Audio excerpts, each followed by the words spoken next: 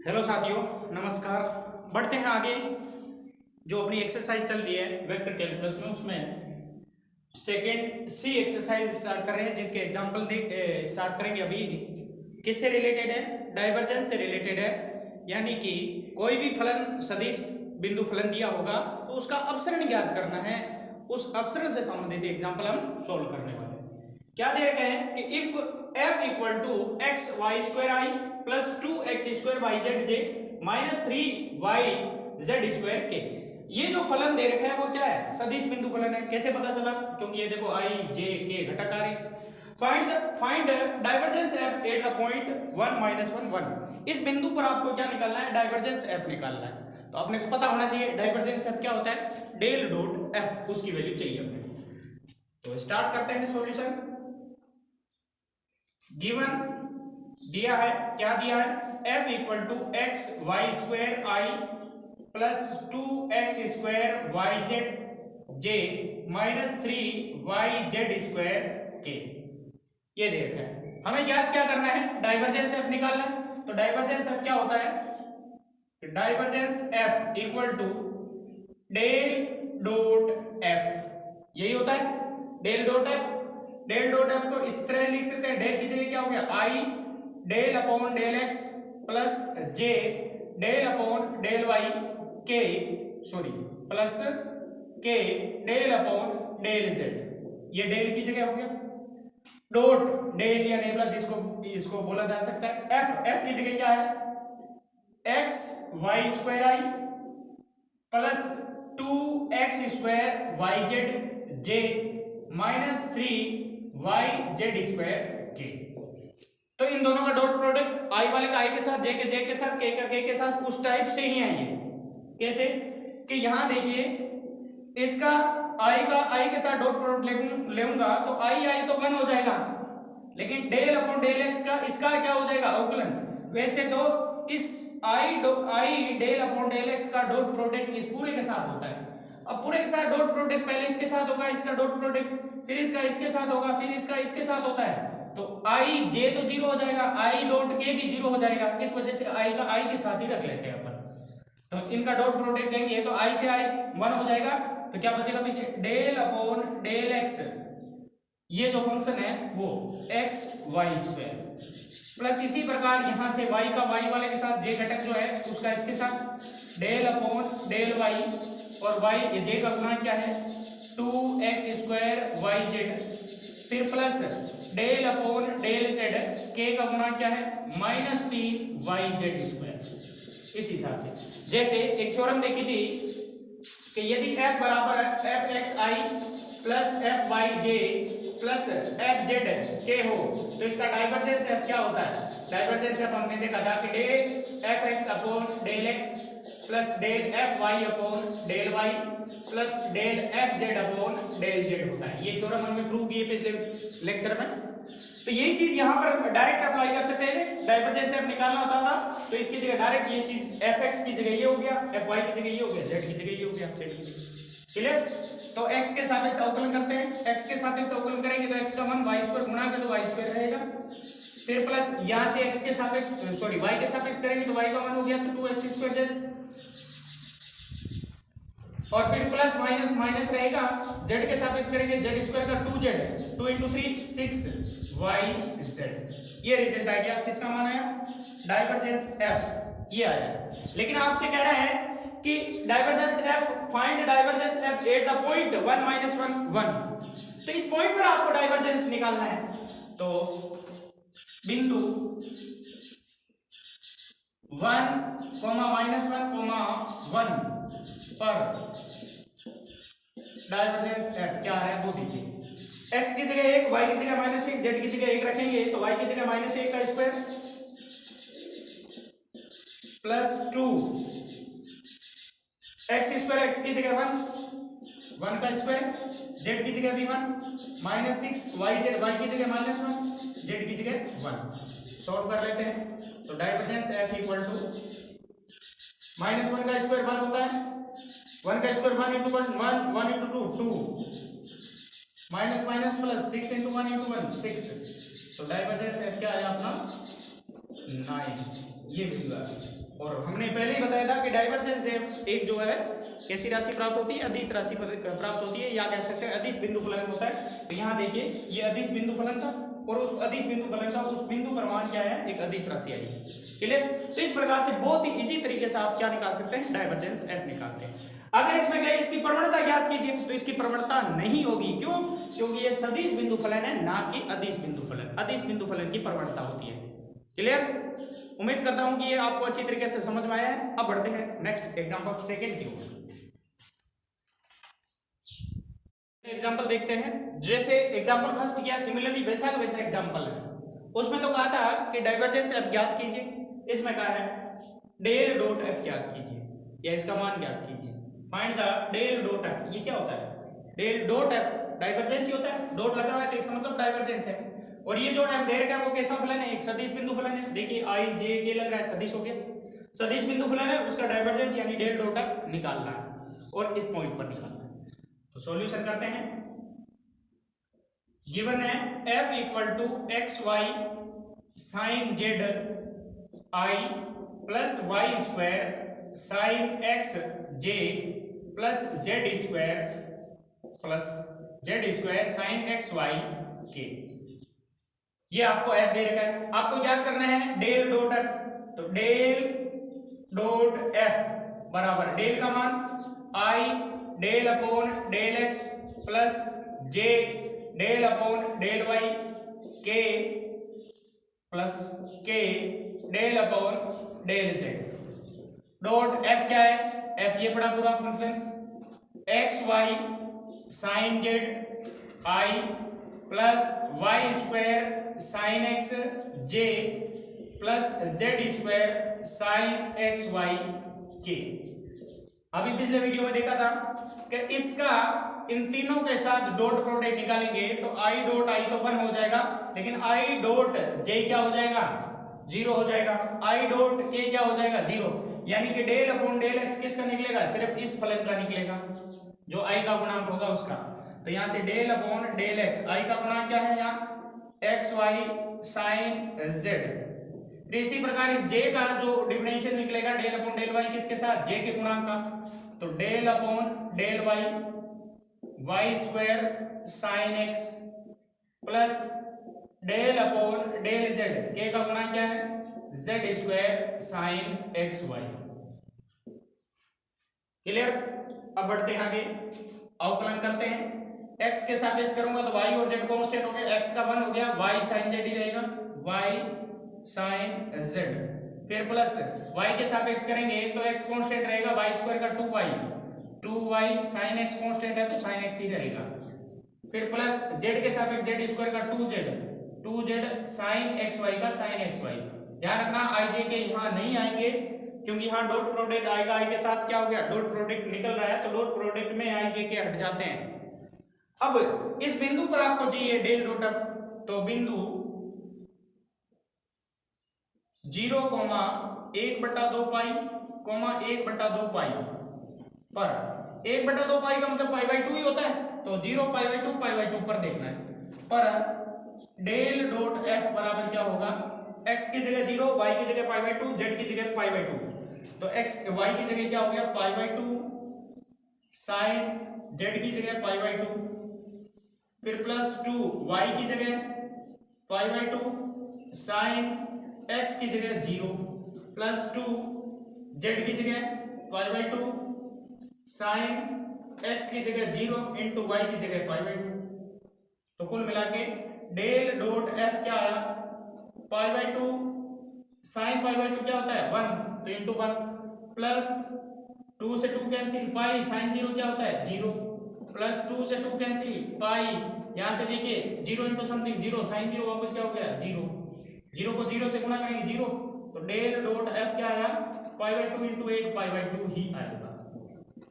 ये आपका divergence F आ गया, या कह सकते हैं डेल डॉट एफ आ गया। तो डेल डॉट एफ क्या है? π/2। अब बढ़ते हैं नेक्स्ट एग्जांपल की ओर जो इससे रिलेटेड ही है, देखते हैं। अच्छा एग्जांपल है, सिमिलरली ऐसा ही है जैसे पिछले फर्स्ट और सेकंड एग्जांपल देखे हैं, थोड़ा सा चेंज है यहाँ पे। क्या है? ये कह रहा है if f equal to ax plus 3y plus 4zi plus x minus 2y plus 3zj plus 3x plus 2y minus zk is a solenoidal vector. Find a. आपसे कह रहा है कि यदि ये जो एक फलन दे रखा है f, जो कैसा फलन है, सदिश बिंदु फलन। एक रहा ये सदिश बिंदु फलन कैसा फलन है, एक परिनालिकीय सदिश है। क्या है? सोलेनोइडल वेक्टर है, परिनालिकीय सदिश है। तो आपको फाइंड द वैल्यू ऑफ ए का मान ज्ञात करना है। तो परिनालिकीय सदिश की शर्त क्या होती है, हमने देखा है परिनालिकीय सदिश क्या होता है, एक ऐसा सदिश जिसका अपसरण जीरो हो, वो क्या होता है, परिनालिकीय सदिश होता है। या यूं कह सकते हैं जिसका डाइवर्जेंस जीरो होता है, एक ऐसा सदिश f जिसका डाइवर्जेंस जीरो हो तो वो परिनालिकीय सदिश होता है। तो कंडीशन है कि ये सोलेनोइडल वेक्टर है, परिनालिकीय सदिश है। तो परिनालिकीय सदिश है इसलिए डाइवर्जेंस क्या होगा, जीरो। सिंस चूंकि फलन f परिनालिकीय सदिश है, परिनालिकीय सदिश है, देयरफॉर इसलिए क्या होगा, डाइवर्जेंस f इक्वल टू क्या होगा, जीरो होगा। डाइवर्जेंस f क्या होगा, जीरो के बराबर। अब डाइवर्जेंस f का फॉर्मूला क्या होता है, del dot f equal to zero. Del की जगह वही i del upon del x plus j del upon del y plus k del upon del z।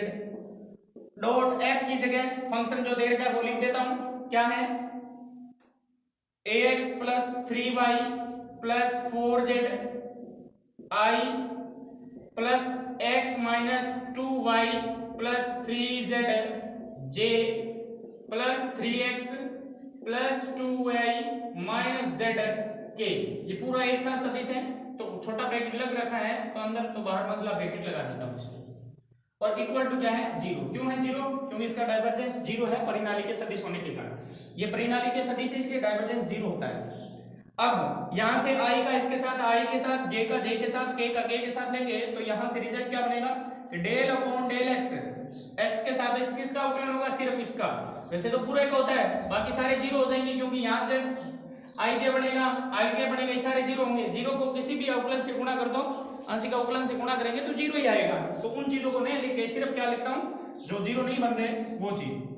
तो ax plus 3y plus 4z clear, plus x के सापेक्ष फिर y के सापेक्ष, y के सापेक्ष किसका होगा, j वाले का, x minus 2y plus 3z फिर z के सापेक्ष del upon del z, z का गुणा k का गुणा क्या है यहाँ पे 3x plus 2y minus z और इक्वल टू क्या है, जीरो, शून्य। करते हैं अवकलन, x के सापेक्ष ax का क्या हो गया, a, 3y का जीरो, 4z का भी जीरो, तो ये सारे जीरो होंगे, बाकी जीरो प्लस जीरो लिख देता हूं चलो, प्लस y के सापेक्ष करूंगा तो x का जीरो, फिर माइनस 2 y का 1 तो माइनस 2 ही रहेगा, प्लस 3z का y के सापेक्ष जीरो हो गया, प्लस यहां से देखिए x का जीरो, z के सापेक्ष y का भी जीरो, माइनस z का क्या हो गया, माइनस 1 इक्वल टू क्या है, जीरो। तो कुल मिला के रिजल्ट क्या बनेगा, a 0 0 minus 2 minus 1 minus 3 equal to zero, a equal to क्या आया, 3। यही आपका रिजल्ट है, यही आपसे पूछा था फाइंड a का मान ज्ञात कीजिए। तो a का मान इस तरह से हमने ज्ञात कर लिया। तो सिंपल सा सरल सा एग्जांपल था। अब बढ़ते हैं आगे नेक्स्ट एग्जांपल 4 की ओर, जो बहुत ही इंपॉर्टेंट एग्जांपल में से एक है। एग्जांपल 4 देखते हैं, जो सिंपल सा और बहुत ही इंपॉर्टेंट एग्जांपल है। इस प्रकार के कई क्वेश्चन आपसे प्रूव करवाना दे सकता है। जैसे क्वेश्चन अपने को दिया हुआ था कि r वेक्टर जो है इस रूप में हो, तो उस स्थिति में अपने को डाइवर्जेंस की बजाय उसकी प्रवणता ज्ञात करने का भी आपको इस तरह के कई क्वेश्चन प्रूव करवाए थे। तो यहां लेते हैं सॉल्यूशन इसका। गिवन है कि r सदिश जो है वो xi plus yj plus zk के बराबर है। तो ये r क्या सदिश है, तो सदिश जो होगा वो हमेशा रिप्रेजेंट करेगा डायरेक्ट लेटर से, तो डायरेक्ट गैर से होगा। लेकिन यहाँ पर अपन क्या पेन या पेंसिल यूज करते हैं तो सारे वर्ड जो हैं एक जैसे दिखाई देते हैं। तो एक जैसे दिखाई देते हैं तो उसका एक और सॉल्यूशन है अपने पास, डायरेक्ट करने की बजाय उसके ऊपर वेक्टर भी लगा सकते हैं। क्या लगा सकते हैं, वेक्टर। अब अपने को याद करना है डाइवर्जेंस आर। यहाँ आर क्या होगा वो विशेष तौर पे ध्यान रखना। यहाँ आर जो है डायरेक्ट कर रखा है, और डायरेक्ट क्यों है, इसका रीजन है क्योंकि डाइवर्जेंस हमेशा किसका निकलता है, सदिश बिंदु फलन का निकलता है। तो डाइवर्जेंस के साथ क्या होगा, एक सदिश होगा, जबकि उसका मैग्नीट्यूड जो होता है, मापांक जो होता है, परिणाम जो होता है वो लाइट आर से लिखा जाता है। जैसे यहाँ आर का भाग दे रखा है, यहाँ आर का भाग दे रखा है, ये उसके क्या है, परिणाम। और किसी संख्या का डाइवर्जेंस निकलता है तो वो एक अदिश राशि प्राप्त होती है, तो ये अदिश राशि है। इसका डाइवर्जेंस निकलेगा आर कैप का, तो सामने अदिश राशि प्राप्त होती है, तो ये भी अदिश राशि है। आर क्या है, परिणाम है, तभी तो अदिश राशि होगी, आर सदिश नहीं होगा यहाँ पे। इसी प्रकार यहाँ डाइवर्जेंस जो है, इसके साथ डाइवर्जेंस इसका निकाल रहा है, तो ये आर बटा आर क्यूब क्या है, एक सदिश होगा। कैसे होगा, ऊपर जो आर है वो क्या है, सदिश को रिप्रेजेंट कर रहा है, और उसका मान 0 आ रहा है, एक अदिश राशि डाइवर्जेंस। तो यहाँ जहां भी डाइवर्जेंस लेगा उसके साथ आर यूज कर रहा है, वो आर क्या होगा, सदिश होगा। यहाँ divergence r upon are cube है, तो बटा में आर जो है वो सदिश नहीं होगा, उसका परिणाम है। लाइट में लाइट आर लिख रखा है, ऊपर वाला डायरेक्ट है, डायरेक्ट जो होता है वो वेक्टर, लाइट वाला क्या है, उसका मैग्नीट्यूड है, परिणाम है। तो वेक्टर वाले को आप वेक्टर साइन करके भी लिख सकते हैं आप, और जो उसका मैग्नीट्यूड है, परिणाम है, उसको सिंपल आर से लिख सकते हैं। क्लियर। तो ये इक्वेशन फर्स्ट मान लेता हूं इसको। क्लियर। अब पहला ए आपको निकालना है, क्या निकालना है कि डाइवर्जेंस आर निकालना है। आर यहाँ क्या है, वेक्टर है, ध्यान रखना। तो बुक में वेक्टर का साइन ऊपर नहीं दे रखा, मैं यहाँ यूज ले रहा हूँ, क्योंकि यहाँ आर को मैं डायरेक्ट करता तो मार्कर को 2-3 बार चलाना पड़ता, कॉपी खराब दिखती है, तो आप वेक्टर का साइन ले सकते हैं। तो डाइवर्जेंस आर क्या होता है, डाइवर्जेंस आर इक्वल टू क्या होगा, डाइवर्जेंस मतलब डेल डॉट आर, यही होगा। डेल की जगह मैं क्या लिख सकता हूं, i del upon del x plus j del upon del y और plus k del upon del z. Dot का डॉट, आर की जगह आर वेक्टर क्या है यहाँ पे, x i plus y j plus z k use ले लिया। इक्वल टू इसका मान क्या होगा, आई का आई के साथ डॉट प्रोडक्ट होगा और इसका क्या होगा, अवकलज होगा। तो डेल अपॉन डेल एक्स, अवकलज किसका, एक्स का। इसी प्रकार डेल अपॉन डेल वाई, वाई का अवकलज plus del upon del z, जेड का अवकलज। अलग अलग ले लिए, ये चीज सबको पता है, पिछले कई क्वेश्चन में एग्जाम्पल में अपन कर रहे हैं। एक्स का एक्स के सापेक्ष अवकलज 1, वाई का वाई के सापेक्ष अवकलज 1, जेड का जेड के सापेक्ष अवकलज 1। तो कुल मिला के डाइवर्जेंस आर की वैल्यू कितनी आई है, 3 आई है। तो यही आपको प्रूव करना था। तो पहला आपका आंसर, कहीं भी दिक्कत नहीं आई। बी पार्ट देखते हैं। बी पार्ट में आपको क्या निकालना है, आपको याद करना है डाइवर्जेंस आर केप। क्या निकालना है, डाइवर्जेंस आर केप जो है वो 2 बटा आर के बराबर होता है। तो आर केप क्या है, इकाई सदिश। तो इकाई सदिश को सदिश में बदलते हैं, तो सदिश बटा उसका परिणाम होता है। तो आर केप को मैं क्या लिख सकता हूं, इक्वल टू इसको मैं लिख सकता हूं डाइवर्जेंस आर केप की जगह आर वेक्टर अपॉन आर का परिणाम यानी आर। सिंस क्योंकि हमें पता है आर के बराबर क्या होता है, आर वेक्टर बटा आर का परिणाम होता है। क्लियर। अब डाइवर्जेंस निकाल लें। तो डाइवर्जेंस का मतलब del dot r vector upon उसका परिणाम। फिर आगे बढ़ते हैं, डाइवर्जेंस का वही फॉर्मूला क्या कि i del upon del x plus j del upon del y plus k del upon del z, dot का डॉट। अब वेक्टर की जगह वेक्टर का मान लिख दो। देखिए यहां पर वेक्टर को हम रिप्रेजेंट कर देते हैं, जैसे आते हैं वो लिख देते हैं। आर जो परिणाम है उस परिणाम को आर के रूप में ही करेंगे, और उस परिणाम का अपन मान भी निकाल लेंगे। एक्स के सापेक्ष अवकलित क्या होता है, वाई के सापेक्ष, जेड के सापेक्ष, वो भी देख लेंगे। आर सदिश के मैं क्या लिख सकता हूं, x i plus y j plus z के अपॉन आर। ये आर जो है ऊपर वाले सदिश का परिणाम है, और परिणाम आर को इसमें लिख सकता था root x square plus y square plus z square, लेकिन उसको लिख नहीं रहा। उसको इसलिए नहीं लिख रहा क्योंकि ये जो एग्जाम्पल है ज्यादा लंबा नहीं चला जाए इसलिए। अगर उसकी जगह root x square plus y square plus z square लिखता तो भी दिक्कत होने वाली नहीं थी, लेकिन क्वेश्चन थोड़ा लंबा दिखने लग जाएगा, बड़ा दिखने लग जाएगा, जिसमें टाइम ज्यादा लग सकता है। तो यहाँ पर आर जो परिणाम है, परिणाम को हमेशा चाहे डाइवर्जेंस निकालना हो कुछ भी निकालना हो, आर को आर ही पड़ा रहने देना परिणाम में, लेकिन जो सदिश है उसको सदिश के रूप में क्या दे रखा है वो पुट करना। आपको कर दिया पुट सदिश को, आर का आर पड़ा। अब यहां से रिजल्ट आगे देखते हैं। यहां देखते हैं तो इधर लेफ्ट साइड में तो वही रहेगा, डाइवर्जेंस आर के इक्वल टू आई का आई घटक क्या है, यहाँ आई घटक तो आर का इसमें अलग अलग डिवाइड करेंगे तभी तो आई घटक जे घटक और के आई के गुणांक जे के गुणांक और के गुणांक अलग अलग होंगे। तो इस x में किसका भाग लगेगा, r का, y में r का, z में r का, तो कुल मिला के रिजल्ट क्या बनेगा, डेल अपॉन डेल x। याद देखिए x बटा r प्लस इसी प्रकार डेल अपॉन डेल y बटा r plus del upon del z बटा r। ये रिजल्ट बनेगा डाइवर्जेंस r। आगे बढ़ते हैं, अब इसका अवकलन करते हैं। क्या करते हैं, अवकलन। मैं u बटा v ने लगा के क्या करता हूं, u इंटू v लगाता हूं। u इंटू v लगाने के लिए मैं क्या लिख सकता हूं इसको, x इंटू 1 बटा r है, x इंटू 1 बटा r। देखिए ये जो राशि है वो कैसी राशि है, एक अदिश राशि है, x बटा r अदिश है, r परिणाम है। तो इसको u इंटू v के हिसाब से करता हूं। तो u इंटू v के हिसाब से करूंगा तो इसको मैं लिख सकता हूं डेल अपॉन, जैसे यहां बता देता हूं शॉर्ट में, del upon del x into 1 upon r लिख सकता हूं, ये लिख सकता हूं। ये u हो गया, v हो गया, ये भी अदिश है, ये भी अदिश है, तो इंटू लगाओ, डॉट लगाओ, कुछ भी लगा सकते हो, कोई फर्क नहीं पड़ता। तो यहां x का अवकलन करेंगे u का, तो v वैसे वैसे, v का करेंगे तो u वैसे वैसे। तो इस स्थिति में क्या करता हूं, मैं u का अवकलन करता हूं तो x का अवकलन 1 इंटू 1 बटा r वैसे वैसे, ठीक है।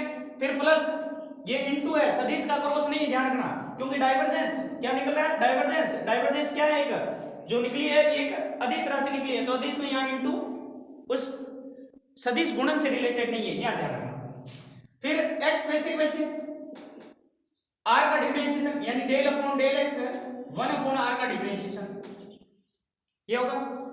तो अब इसका डिफरेंशिएशन मैं लिख देता हूं यहीं पे, क्या लिखा जाएगा, 1 अपॉन r का क्या हो गया, minus 1 upon r square, r का del r upon del x, ये परिणाम आएगा, कोई दिक्कत नहीं होनी चाहिए यहां पर। इसी प्रकार y के सापेक्ष करूंगा तो ये क्या हो जाएगा, plus 1 into 1 upon r, y का y के सापेक्ष 1, यानी कि जहां x है वहां y यूज हो जाएगा, बाकी same, y into minus 1 upon r square del r upon del y। फिर इसी प्रकार z के सापेक्ष 1 into 1 upon r plus z into minus 1 upon r square del r upon del z, ये रिजल्ट आएगा। अब इसको थोड़ा सा और सिंपल कर लेते हैं, 1 upon r 1 upon r 1 upon r 3 upon r, clear, 3 upon r।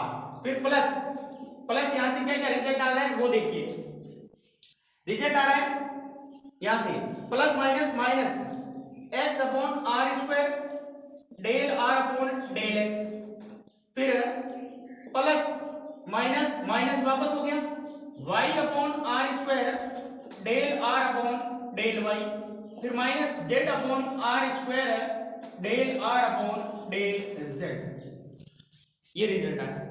अब यहां पे del r upon del x, del r upon del y, del r upon del z, इनकी वैल्यू निकालता हूं क्या होती है, देखिए। तो ये पहला हटा देता हूं, इसको भी हटा देता हूं, किसकी वैल्यू है, डाइवर्जेंस r के इक्वल टू क्या है वो परिणाम लिख देता हूं, 3 अपॉन r, चाहो तो उसमें से कॉमन ले सकते हैं 1 अपॉन r स्क्वायर, नहीं ले तो कोई दिक्कत नहीं है, माइनस x बटा r square del r upon del x minus y upon r square del r upon del y minus z upon r square del r upon del z, ये result है। अब सिंस चूंकि हमें पता है कि r vector जो है वो किसके बराबर है, xi plus yj plus zk के बराबर, तो r का परिणाम जो है r स्क्वायर वो किसके बराबर होगा, x square plus y square plus z square के बराबर। तो इसका मैं x के सापेक्ष अवकलन करता हूं, y के सापेक्ष करता हूं, z के सापेक्ष, ये तो चाहिए del r upon del x, del r upon del y, del r upon del z, इनकी वैल्यू चाहिए। तो x के सापेक्ष करूंगा तो 2r, ये क्या लिख रहा हूं, differentiate with respect to x, x के सापेक्ष करेंगे 2r और r का del r upon del x equal to x square का 2x, तो यहां से del r upon del x क्या आया, x बटा r। इसी प्रकार del r upon del y क्या आएगा, y upon r, comma del r upon del z क्या आएगा, जेड बटा आर। ये चीज यहां यूज करता हूं। तो नाउ डाइवर्जेंस आर के equal to 3 upon r minus x upon r square, और del r upon del x क्या है, एक्स बटा आर, तो इंटू एक्स बटा आर, फिर minus y upon r square into y बटा आर, माइनस जेड बटा आर स्क्वायर इंटू जेड बटा आर। ये रिजल्ट आ गए सब में। फिर आगे बढ़ते हैं। तो 3 अपॉन आर माइनस, जो कॉमन आ रहा है उसको कॉमन ले लेना, माइनस भी कॉमन आ रहा है और क्या कॉमन आ रहा है, बटा में आर क्यूब बन रहा है, तो 1 अपॉन आर क्यूब ले लिया कॉमन। ठीक है, तो पीछे बचा x square plus y square plus z square, और ये रिजल्ट किसके बराबर है, आर स्क्वायर के बराबर है, तो वापस इसकी जगह आर स्क्वायर, तो 3 upon r minus 1 upon are cube, ये क्या हो गया, आर स्क्वायर।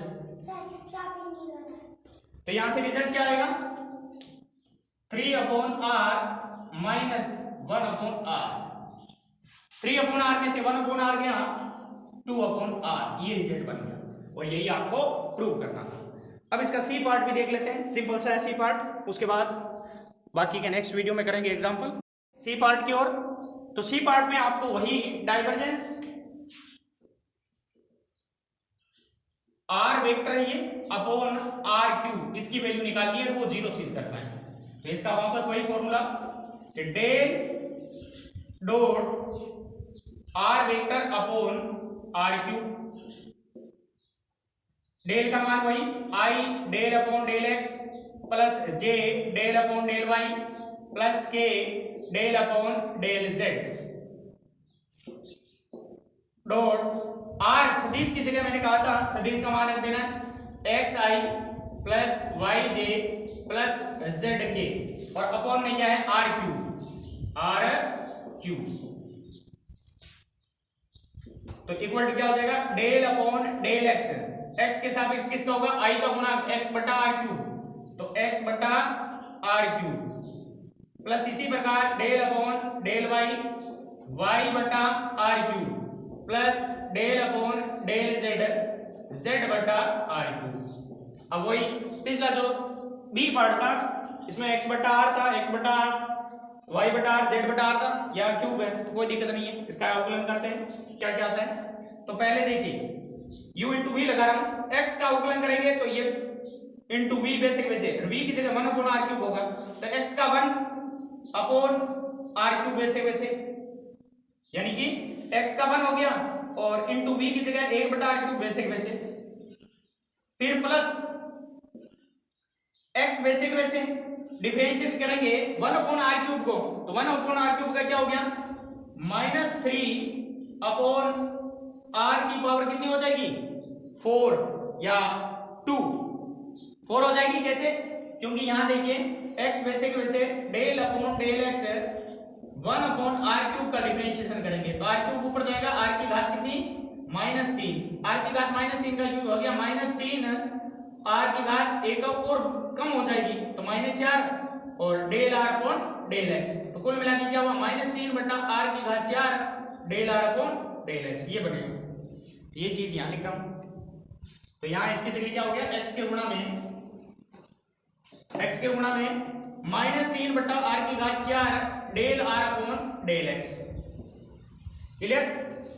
सिमिलरली यहां y का 1 y के सापेक्ष r cube plus y into -3 बटा आर की घात 4 del r upon del y हो जाएगा, फिर प्लस z का 1 हो गया, z के सापेक्ष 1 upon are cube plus z वैसे -3 बटा आर की घात 4 del r upon del z के सापेक्ष है, तो del r upon del z हो जाएगा, 1 upon are cube 1 upon are cube 1 upon are cube 3 upon are cube,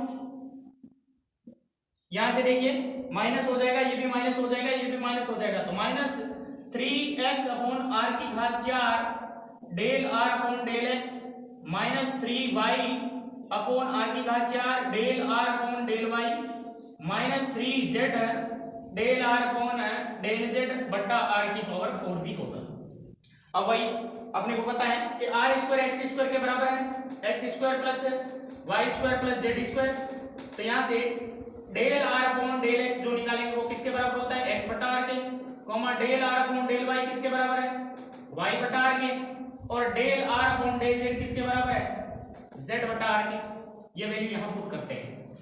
तो जैसे पुट करेंगे क्या बनेगा result, 3 upon are cube minus 3x upon are की पावर 4, और इसकी जगह वैल्यू हो जाएगी x बटा आर, फिर माइनस 3y अपॉन आर की पावर 4 y बटा आर, फिर माइनस 3z अपॉन आर की पावर 4 z बटा आर। जो कॉमन आ रहा है कॉमन लेंगे यहाँ से, तो 3 अपॉन आर क्यूब वैसे वैसे लिख देता हूँ, माइनस 3 अपॉन आर की पावर 5 कॉमन आ रही है, आर की पावर 5 कॉमन आ रही है। पीछे क्या बचेगा, x into x x square, minus common आ गया तो plus y into y y square, और z into z z square. और ये रिजल्ट अपने को पता है x square plus y square plus z square किसके बराबर है, आर स्क्वायर के बराबर है। तो यहाँ से कुल मिला के रिजल्ट क्या आ जाएगा, 3 upon are cube minus 3 upon are की पावर 5, और ये आर स्क्वायर के बराबर है। तो यहाँ से आर की पावर 3 बचेगी, तो 3 upon are cube minus 3 upon are cube, दोनों माइनस हो जाएंगे, सेम है, तो क्या बचेगा 0। और यही हमें क्या करना था, प्रूव करना था। तो बिल्कुल सरल सा एग्जाम्पल 3 था, और इंपॉर्टेंट एग्जाम्पल में से भी ये एग्जाम्पल है। तो उम्मीद करता हूं कि ये तीनों एग्जाम्पल बिल्कुल आपको अच्छी तरीके से समझ में आए होंगे। इसी उम्मीद के साथ आज के लिए इतना ही काफी है। सॉरी, ये 4th एग्जाम्पल था, 3 नहीं 4 एग्जाम्पल हो गए। तो इसी उम्मीद के साथ कि आपको अच्छी तरीके से समझ में आए हैं, और इससे रिलेटेड आप क्वेश्चन सारे सॉल्व कर लेंगे। फिर भी कहीं दिक्कत है तो आप मेरे से कहीं भी कांटेक्ट कर सकते हैं, व्हाट्सएप नंबर पे या कमेंट बॉक्स में कमेंट कीजिए। साथ में आप सभी से रिक्वेस्ट है कि अपने दोस्तों के साथ मेरे यूट्यूब चैनल को शेयर कीजिए, ताकि उनको भी बेनिफिट मिल सके और साथ में मेरे को भी मिल सके। तो धन्यवाद, जय हिंद, जय भारत।